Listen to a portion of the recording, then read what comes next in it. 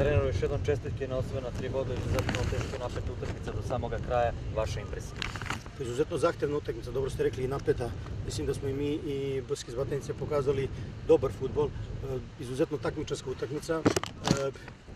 Sva sreća pa smo mi iz te neke pozicije i te neke šanse iskoristili, dali go i više nego zasluženo pobedili, jer smo u najvećem delu susreta, pogotovo u tom nekom defanzivnom bloku, izuzetno to dobro radili i zatvarali, pa smo iz tih situacija dolazili gore visoko u napadu, gde smo, kažem ponovo, napravili tu situaciju, reagovali kako treba, dali go.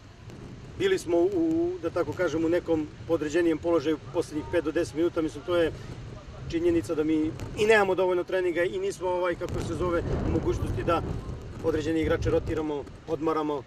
Posle pobede protiv Turbine tamo, ova pobeda je došla, mislim, kao neka nadogradnja i sve čestitke igračima. Ovim putem želeo bih da izrazim čestitke i ekipi BSK iz Batajnice. To stvarno dobra ekipa i mislim da im malo fali da ih neki rezultat pokreni da dođu gore u vrh tabele.